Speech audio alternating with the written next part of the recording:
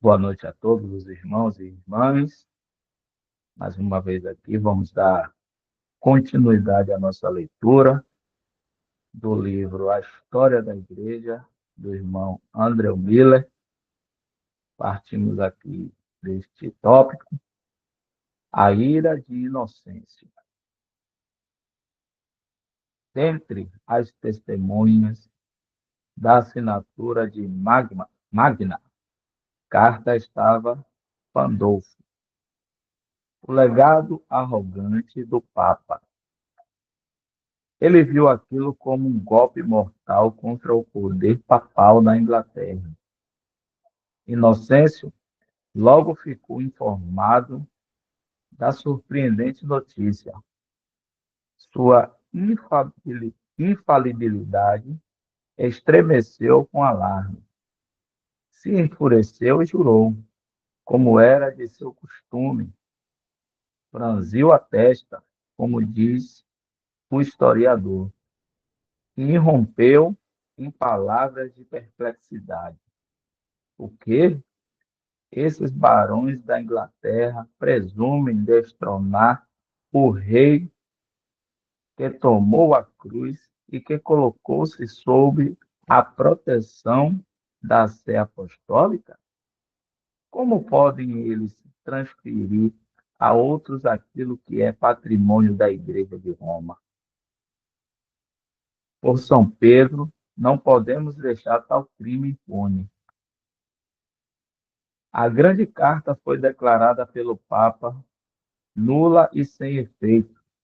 O rei foi proibido, sob pena de excomunhão, de respeitar o juramento que tinha feito ou as liberdades que tinha confirmado. Mas as censuras espirituais e os editos anulatórios foram recebidos pelos barões com total desconsideração. A guerra eclodiu e, para a desgraça ainda mais profunda de João, que não tinha exército próprio, ele trouxe do continente bandos, e perdi aqui, ele trouxe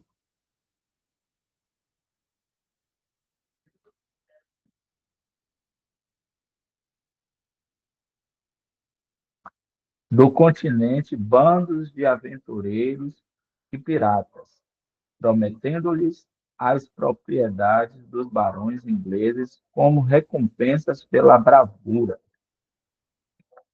À frente dessas tropas mercenárias, com o auxílio de dois bispos sedentos por guerra, Worcester e Norwich, ele atravessou o país inteiro, desde o canal até o rio Forte. Ele soltou suas hordas ferozes como bestas selvagens em seu reino infeliz. Os barões não tinham feito qualquer preparo para a guerra e nenhum suspeitavam da introdução de um exército estrangeiro. Aqui, novamente, vemos as profundezas de Satanás. Ele está sempre pronto a dar a outro o poder que ele tiver sobre as nações, desde que aquele a quem ele o dá se submeta inteiramente à sua vontade. Tudo isto te darei se prostrado me adorares. Mateus, capítulo 4, verso 8 e 9. Foi exatamente o mesmo que ele fez a João, seja tornando-se vassola, vassalo do Papa, de Maomé ou de Satanás. Por um curto período de tempo, ele foi um mestre imbatível do campo de batalha. Toda a terra foi devastada com fogo e espada.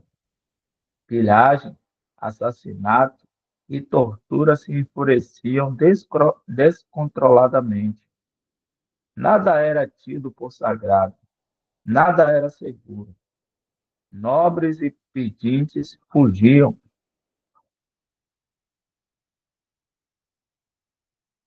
Pode subir.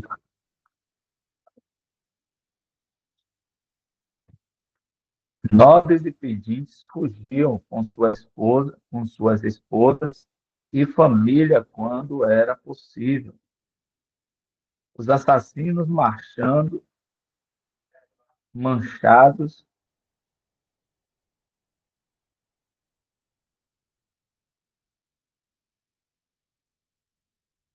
os assassinos manchados de sangue do rei e do papa passaram por todo o país com a espada em uma mão e a tocha na outra, enquanto um clamor subia ao céu. Ó infeliz Inglaterra, ó infeliz país, que Deus tenha misericórdia de nós e que seus juízos caiam sobre o rei e o papa. O juízo não demorou muito. Nem o céu nem a terra podiam mais tolerar suas crueldades e tiranias. O Papa morreu em 16 de julho de 1216, aos 55 anos de idade. Apenas um ano, um mês e um dia após a assinatura de Magna Carta. João viveu apenas alguns meses a mais que o Papa. Morreu em 12 de outubro de 1216, aos 49 anos de idade. E no 17º ano de seu reinado, supõe-se que tenha morrido com o pavor acompanhado pela embriaguez. Enquanto retornava de uma de suas cenas de matança, os vagões reais estavam cruzando as areias de Wash, desde Norfolk até Lincolnshire. Que é isso? Quando a maré subiu repentinamente e todos se afundaram no abismo. O acidente encheu o rei de terror. Ele sentiu que a terra estava à beira de se abrir e engoli-lo vivo. Ele bebeu copiosas doses de cidra, as quais, juntamente com o medo e o remorso, encerraram os dias de tirano mais cruel e desprezível que já se sentou no trono da Inglaterra.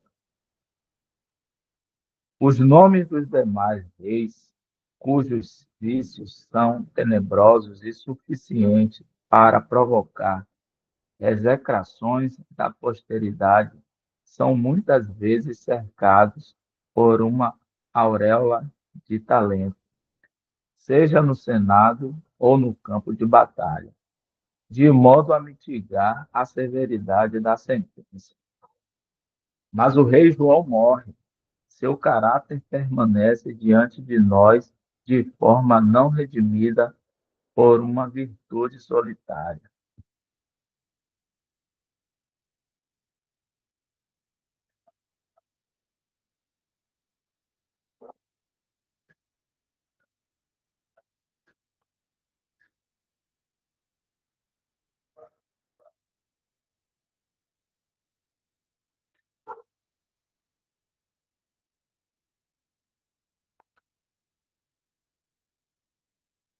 Vamos entrar aqui em outro capítulo, né? Capítulo 25. Dá um tempo aqui para ver se um dos irmãos tem algum comentário.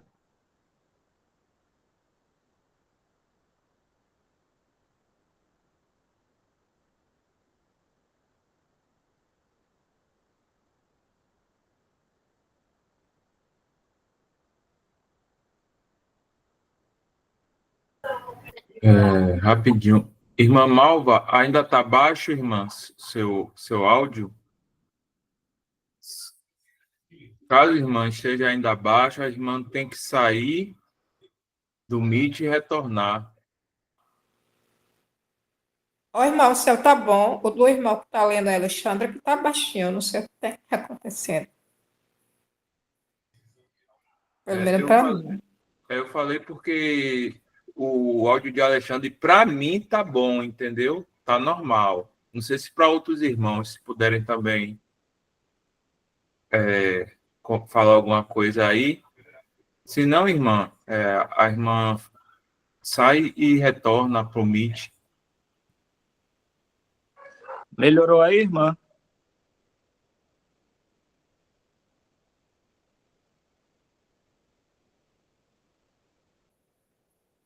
Vou fazer o que o irmão falou, sair e vou retornar.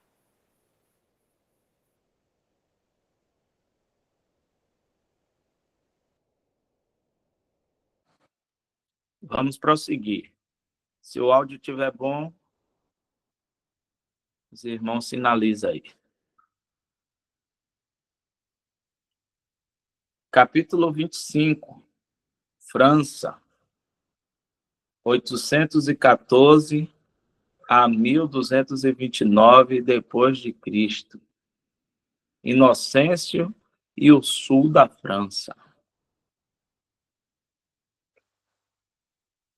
Um novo campo de sangue e um caráter inteiramente novo de guerra foram trazidos diante da mente do voraz Papa de Roma. Era uma guerra não contra os inimigos de uma fé estrangeira, ou contra os reis domésticos insubmissos, mas do exército da Igreja Romana guerreando contra os seguidores confessos do Senhor Jesus Cristo. Isso era algo novo nos anais da cristandade.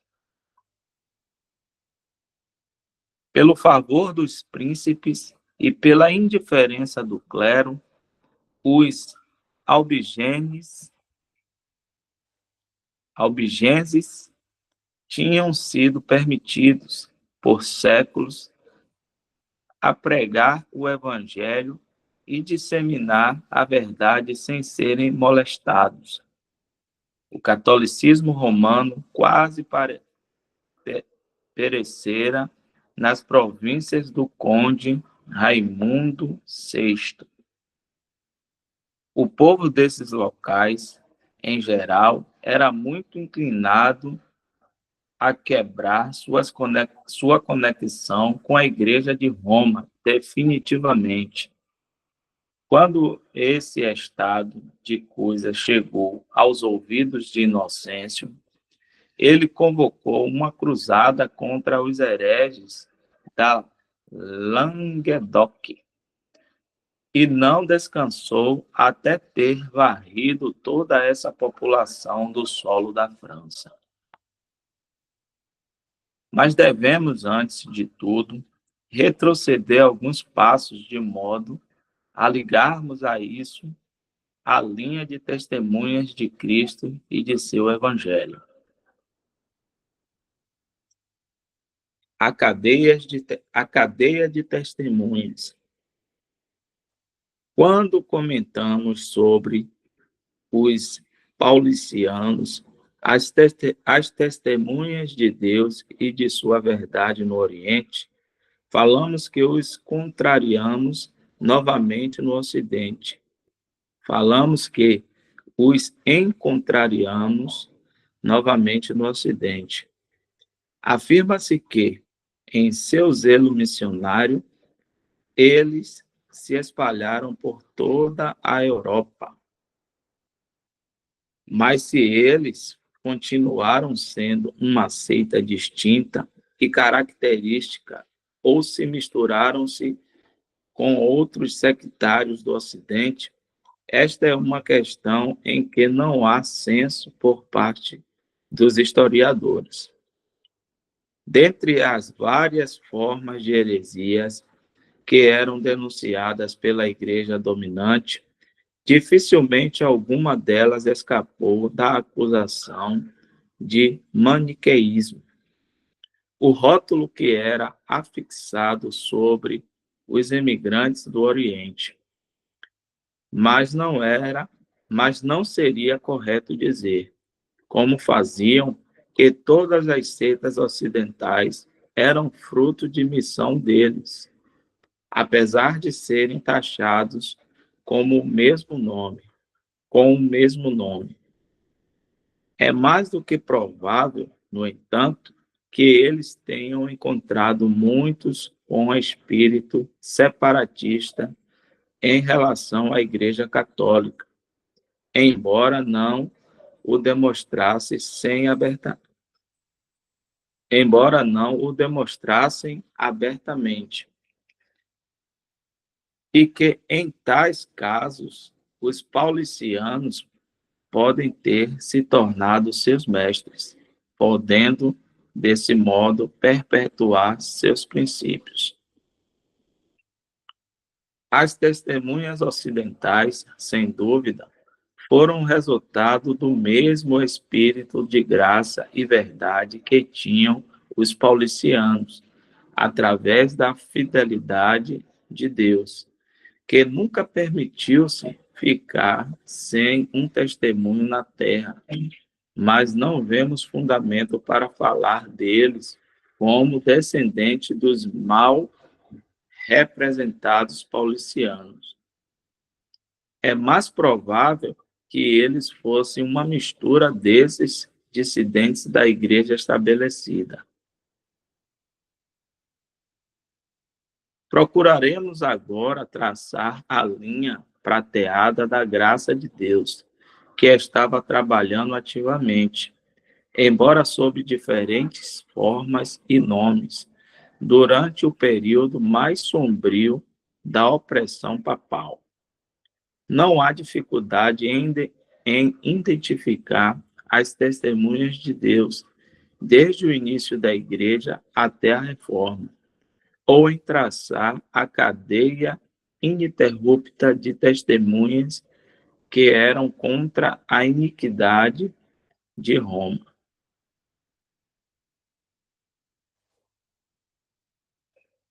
E a favor do verdadeiro evangelho da graça de Deus. Já vimos essa cadeia de testemunha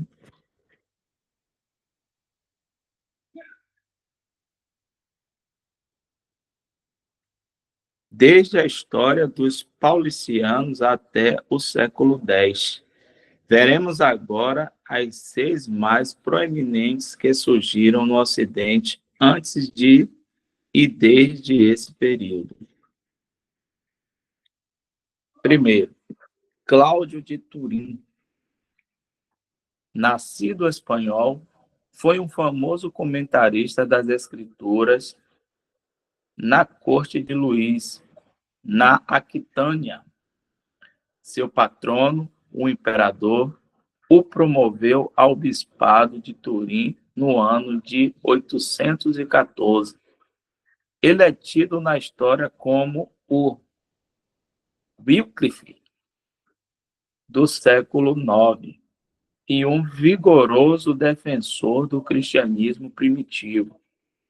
Ao chegar à diocese, ele encontrou as igrejas cheias de imagens e embelezamentos com flores e guirlandas. Imediatamente e sem cerimônia, ordenou que todos esses ornamentos fossem removidos. Nenhuma distinção deveria ser feita em favor de qualquer imagem, relíquia ou crucifixo. Todos deveriam ser retirados para a destruição. Ele denunciou a adoração a tais coisas como uma renovação da adoração aos demônios sob outros nomes, o que estava substituindo a pregação da gloriosa ressurreição do Senhor Jesus Cristo. Ele declarava também que o ofício apostólico de São Pedro tinha cessado com o fim da vida do apóstolo. Ele, portanto, desprezava as censuras papais e o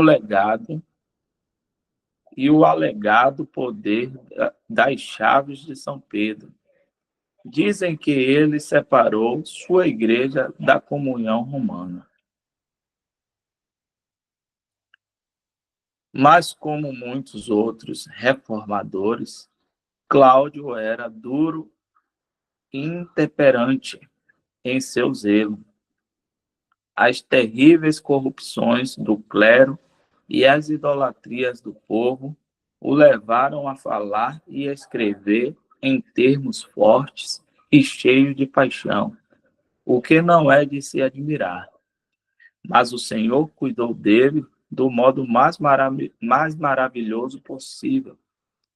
Embora fosse um ousado reformador e um destemido inoclasta em uma cidade italiana, a invisível mão da providência divina permitiu que terminasse seus labores, permanecendo ainda nos plenos privilégios de um bispo, apesar de não ter sido livre de oposições.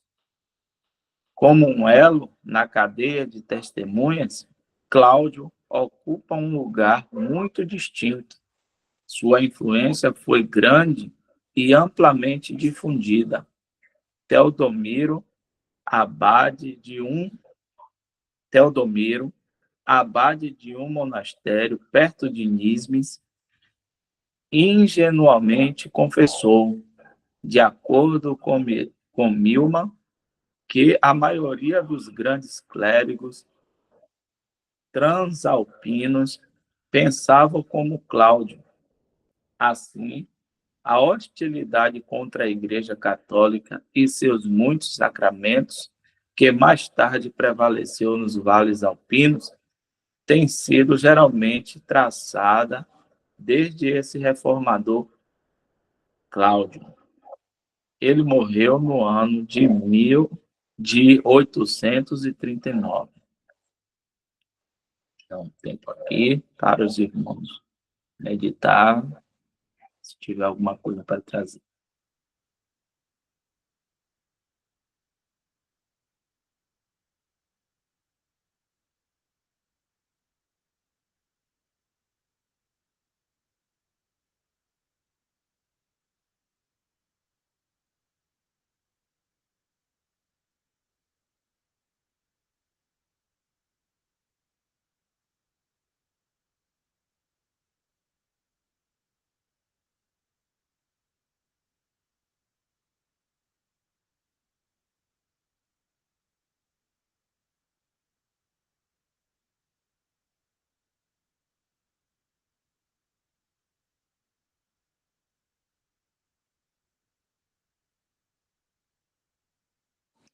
Só uma observação, né, irmãos?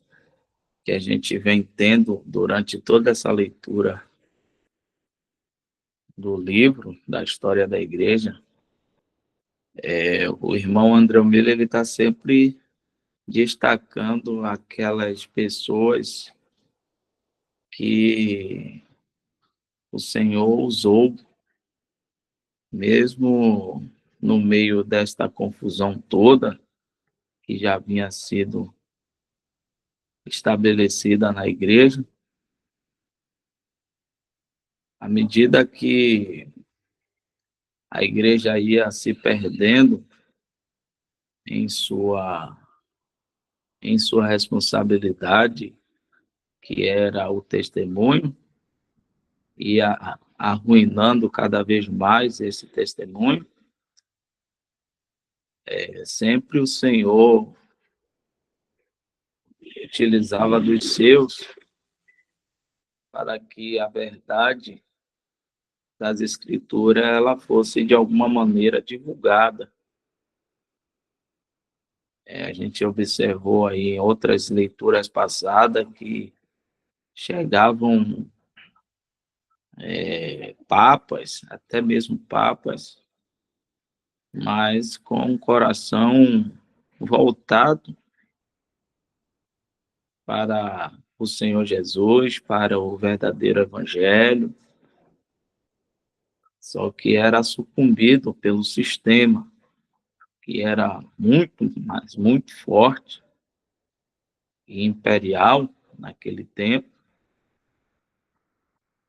mas a gente tem observado que sempre, como o texto trouxe aí, sempre teve alguém para falar da verdade,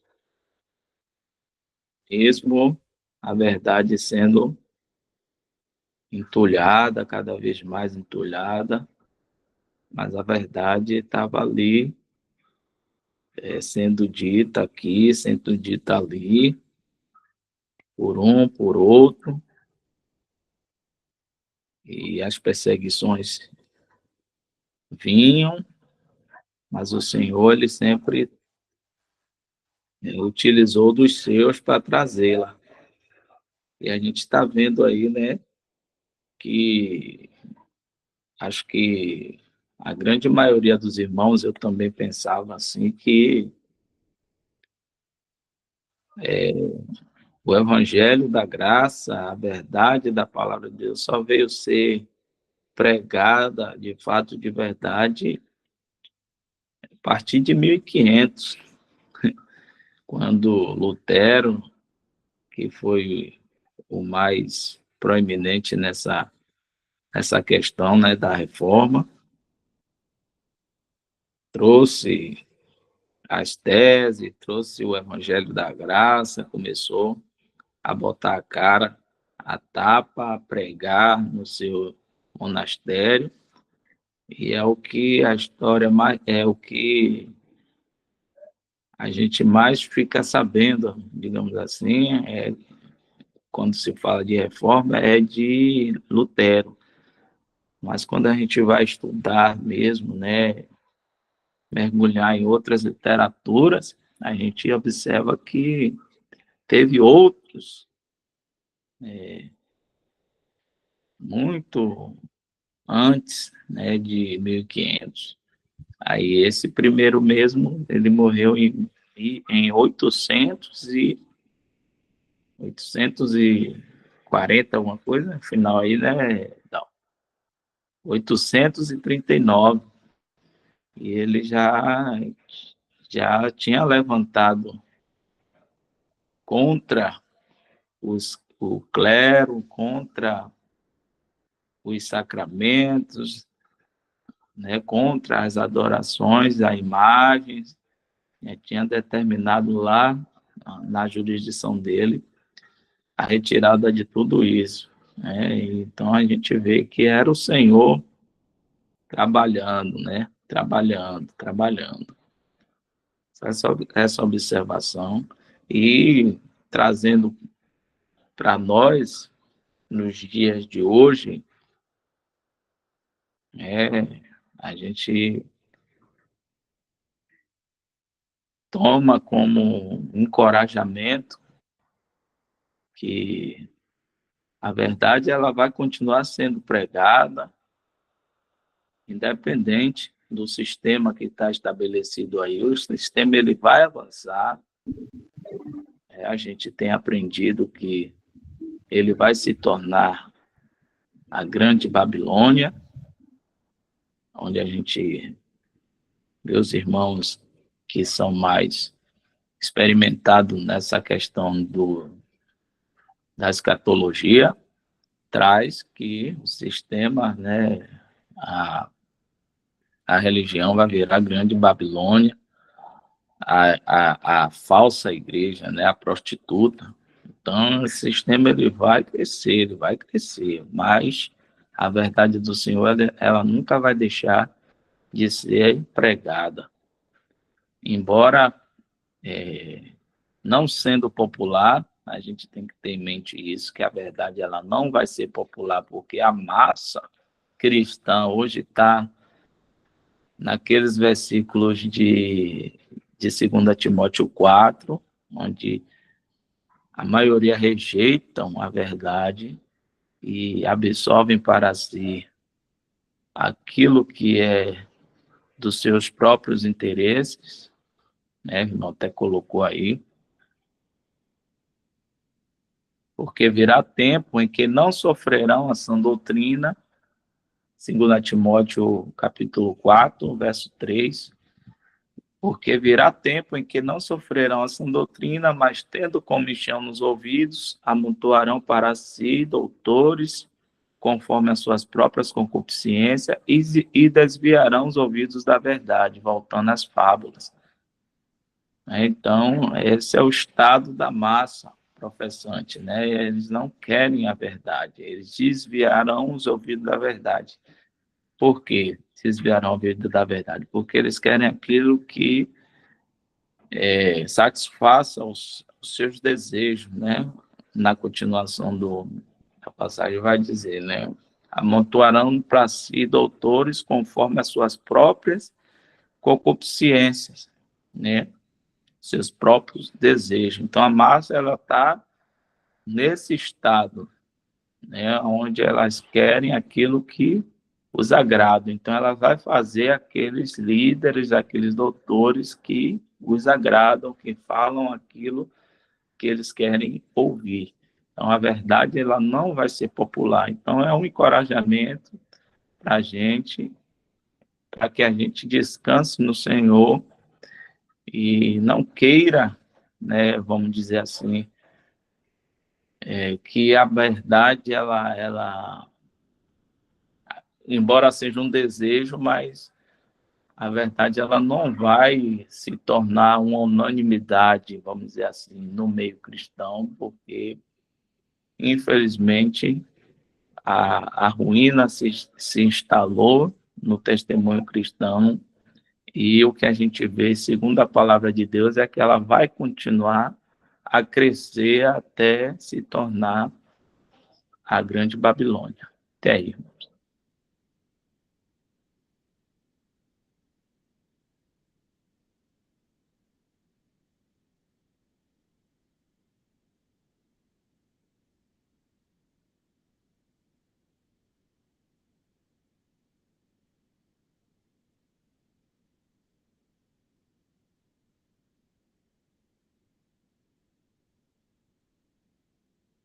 Falta 7 minutos, acho que dá para ler rapidinho esse segundo tópico.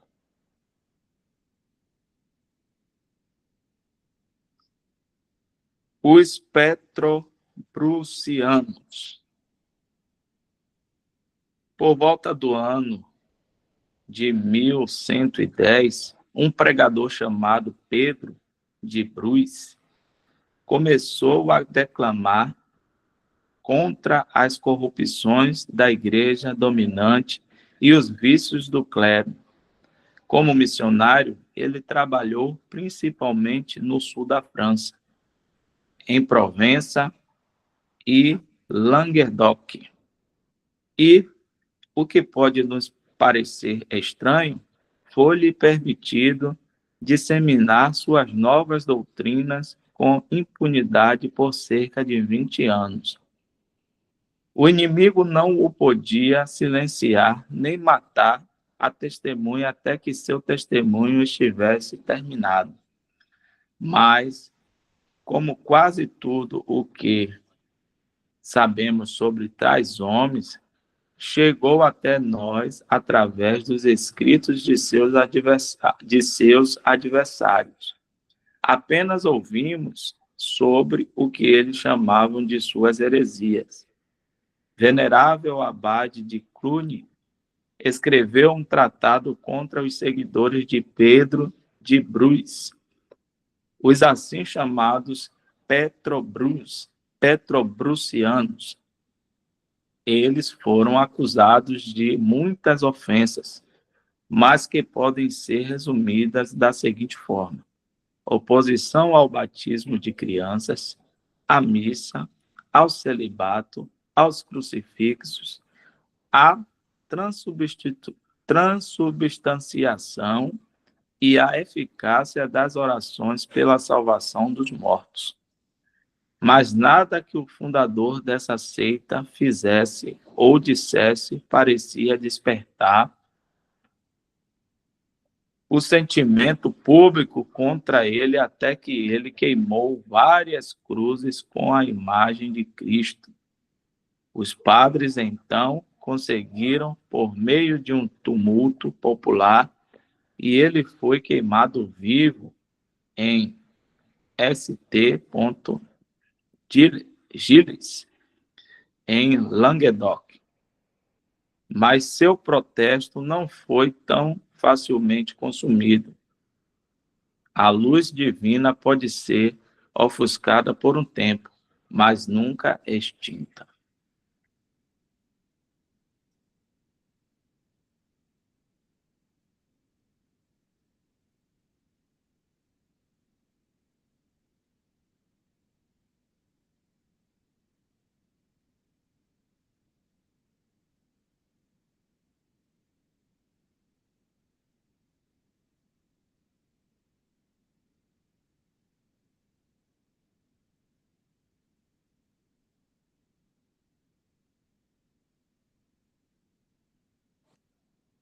Os henricianos. O fogo que queimou Pedro de Brus nunca desencorajou nem silenciou seus seguidores. Um deles, chamado Henrique, um monge de Cluny, que também era diácono, tornou-se um pregador mais ousado e mais poderoso do que Pedro. Ao retirar-se do monastério, dedicou-se ao estudo do Novo Testamento e, tendo ganhado um conhecimento do cristianismo direto da palavra de Deus pura, desejava ir ao mundo proclamar a verdade aos seus semelhantes. Sua aparência pessoal e sua educação se combinavam para tornar sua pregação ainda mais poderosa e despertadora. A rápida mudança em seu semblante é comparada a um mar tempestuoso. Sua estatura era elevada, seus olhos estavam revirados e inquietos. Sua poderosa voz, seus pés descalços e aparência negligenciada atraíam atenção. E eram marcadas pela forma de sua erudição e santidade.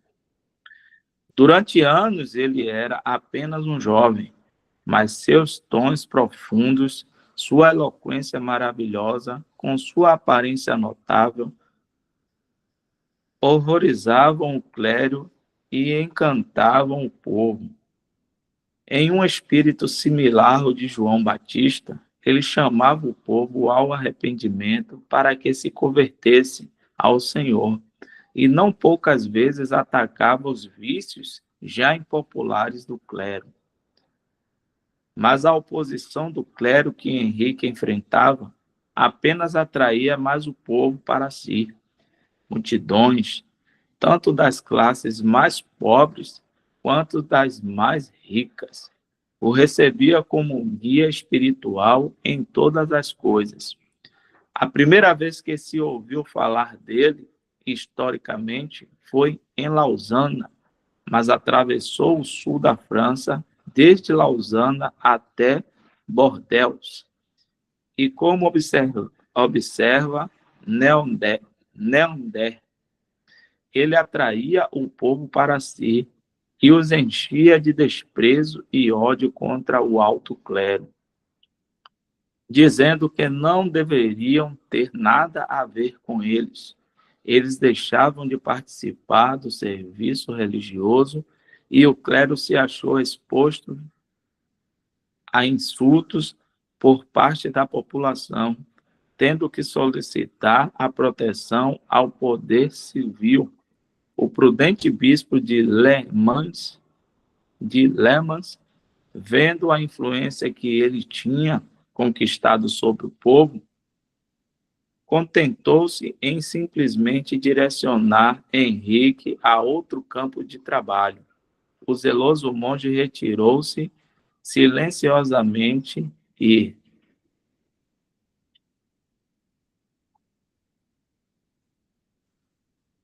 apareceu em Provença, onde Pedro de Brus tinha trabalhado antes dele.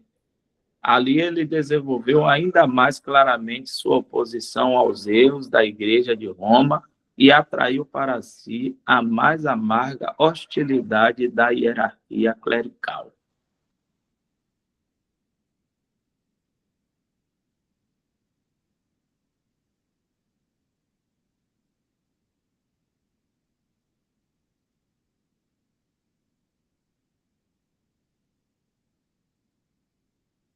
Dá para terminar esse parágrafo?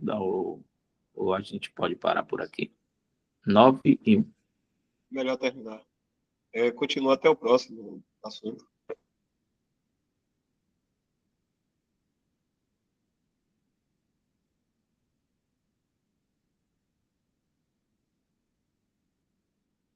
Alexandre, você pode continuar até. Deixa eu ver aqui, já está quase encerrando até esse próximo dia. Ok. Henrique foi preso pelo arcebispo de Arles, sendo condenado como herege pelo Concílio de Pisa, que ocorreu em 1134, e sentenciado ao confinamento em uma cela. Em pouco tempo, ele escapou e retornou a Languedoc. Conta-se que deserções de igrejas e um total desprezo para com o clero seguiam e o eloquente heresiarca por onde passava. Um legado chamado Albérico foi enviado pelo Papa Eugênio III para subjugar a revolta, mas não foi proveitoso. Henrique é um antagonista, disse ele, que só pode ser derrubado pelo conquistador de Abelardo e de Arnaldo de Brescia. O poderoso abade de Claraval escreveu ao príncipe de Provença para que se preparasse para a sua chegada, já adiantando o objetivo de sua vinda. As igrejas, ele escreveu, estando sem povo. As igrejas, ele escreveu, estão sem povo, o povo sem padres, os padres sem honra e os cristãos sem Cristo. As igrejas não são mais tidas como santas, nem os sacramentos, nem as festas são celebradas. Os homens morrem em seus pecados. Almas são levadas às pressas ao terrível tribunal.